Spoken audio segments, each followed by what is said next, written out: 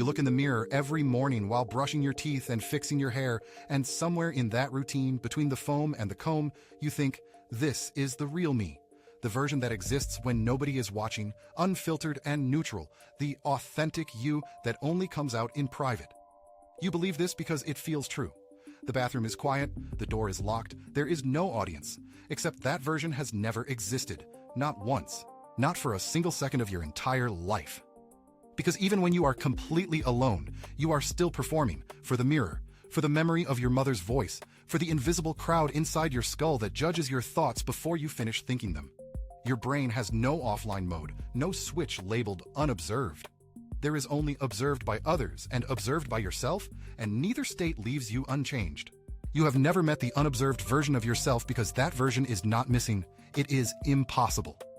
In 1924, a factory in Chicago tried to find exactly that neutral human, the real worker who exists when nobody is watching. They had 20,000 employees, and they decided to run the most rigorous experiment industrial science had ever attempted. They changed the lights. They raised them to surgical brightness, then lowered them to moonlight levels so dim the workers could barely see their own hands, and productivity still rose. In the dark, with failing eyes, the workers built more telephone relays than before. Think about that for a second. They could not see the parts they were assembling, but they assembled them faster. If you change just because someone is paying attention, then who are you when the attention disappears? By the end of this video, you will not trust the idea of a real you anymore, and that might be the most honest thing that ever happens to you. But before you panic, understand this. The scientists who discovered this didn't set out to destroy your identity. They just wanted to sell more telephone parts. November 1924, Cicero, Illinois. The Hawthorne Works of Western Electric was a factory so massive it had its own hospital, its own police force, its own baseball team, and its own fire department. 20,000 employees walked through those gates every morning, and management treated them as human machinery. This was the absolute peak of Frederick Taylor's scientific management. Taylor published The Principles of Scientific Management in 1911 with Harper & Brothers, and he had convinced the industrial world that workers were rational machines. You wanted more output? You changed the light, the desk, the pay. You timed every motion with a stopwatch, eliminated wasted seconds, broke the work into fragments so small that thought became unnecessary. The worker's mind, feelings, and social life were irrelevant noise. Psychology did not belong in a factory. It belonged in universities and asylums, locked away from the serious business of production. Western Electric was actually considered a progressive employer. They had a canteen, offered education, ran welfare programs that other factories laughed at, paid better than most, and even had a pension plan. And they still assumed that a human being was just a body with hands responding mechanically to brighter bulbs and bigger paychecks. They believed they could engineer human output the same way they engineered a conveyor belt, and they wanted to prove that environment controls behavior. So they partnered with the National Research Council and set up what they thought was the perfect experiment: control group, experimental group, lights up, lights down, rest breaks added, rest breaks removed. Engineers arrived with clipboards and light meters, ready to measure everything, confident that the numbers would finally settle the question of what makes a worker work. The first illumination studies ran from 1924 to 1927. Engineers divided workers into test groups and control groups, increased illumination in the test room by increments, and watched output rise.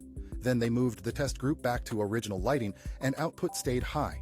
They lowered the light to the level of a candlelit dinner, and output still rose. Meanwhile, the control group sitting in unchanged lighting also improved. Both groups were being watched. Both groups knew it.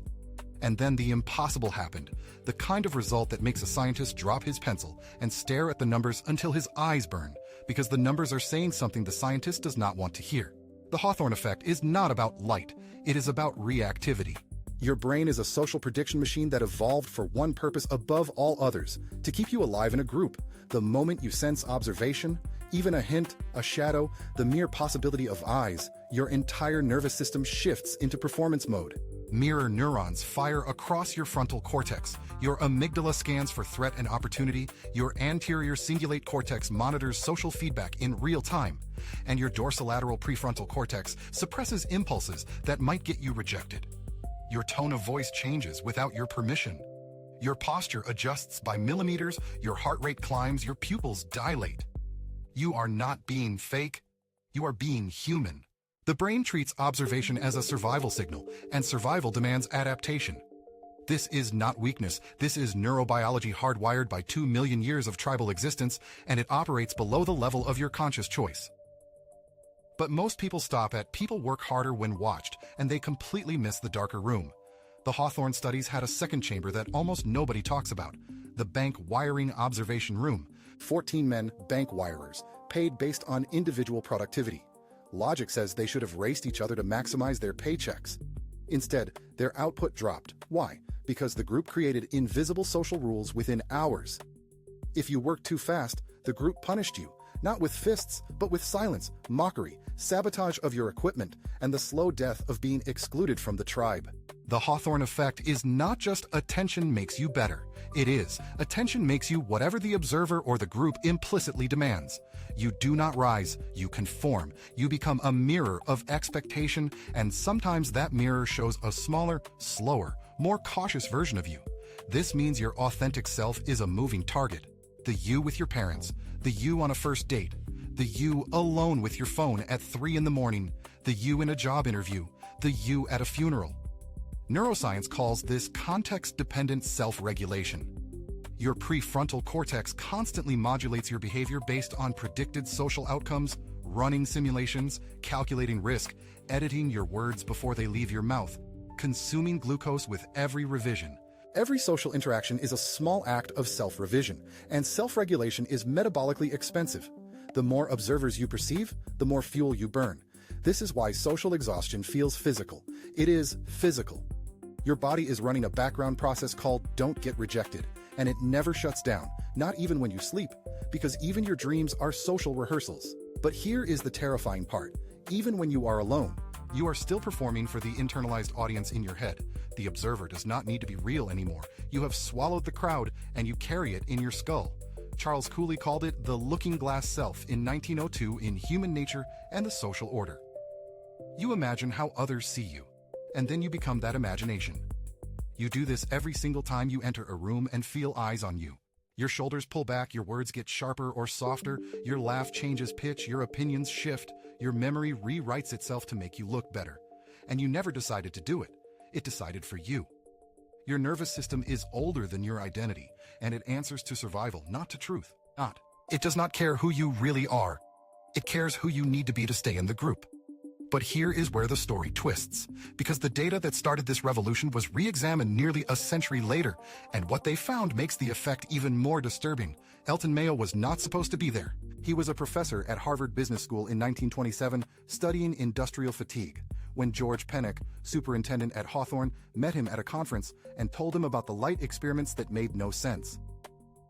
Mayo brought a team: Fritz Ruthlisberger, William Dixon, and T. North Whitehead. Their mission was simple: find the variable they had missed, the ghost in the machine that made workers improve in the dark. 6 women. The relay assembly test room. A separate bench facing the observers. Over 5 years, the researchers changed everything: rest breaks, work hours, food provided, pay schemes, and light levels. The women assembled telephone relays, tiny metal parts, endless repetition, monotonous precision. At the start, they produced 2,400 relays per day. 5 years later, 3,000. But here is the cinematic detail. When the researchers returned all conditions to the original baseline, productivity stayed high. The women had become a team. They felt valued, they felt seen, they had a purpose beyond the relay. They were no longer just factory hands. They were participants in something larger than the assembly line. A researcher sat in the room with them, taking notes, asking questions, listening to their complaints about supervisors and boyfriends and sore wrists. That human connection was the real variable. Not the light, not the brakes, the gaze. The observation itself had become the drug, and the withdrawal was not possible because the experiment never ended. T. North Whitehead, the team's statistician, spent years analyzing the data. He ran the numbers through every model he knew, looking for the light effect, looking for the brake effect, and found no statistically significant correlation between physical conditions and output. None. The light did not matter, the brakes did not matter, the food did not matter. The pay changes did not matter. What mattered was the one variable they could not control. The women knew they were being watched, and that changed them permanently. Your behavior does not have a neutral mode. There is no control group for being human. The moment you are measured, you are changed. The real you is a fantasy invented by psychologists who forgot to account for themselves, and the forgetting was not accidental, it was inevitable. But if you think this story ends with a factory in 1932, you are missing the real horror show, because the Hawthorne Effect did not stay in Chicago. It went viral, and it infected the one place you think you are safe, your own mind. The Hawthorne Effect broke the machine model of human behavior. It created industrial psychology, organizational behavior, and the entire field of human relations management. Henry Landsberger named it formally in 1958 in his book, Hawthorne Revisited, published by Cornell University Press. But the effect also created something unintended, a culture of total observation. The world now knows that being watched changes you, so your civilization built a system that watches you constantly and sold it to you as convenience. In 2011, economists Stephen Levitt and John List at the University of Chicago went back to the original Hawthorne data and published their reanalysis in the American Economic Journal, Applied Economics. They found the long-term effect was weaker than Mayo claimed. The data was messier, the correlations were not as clean as the story suggested, and some of the productivity gains were actually just short-term novelty. But here is the twist. List still maintains the phenomenon is absolutely genuine.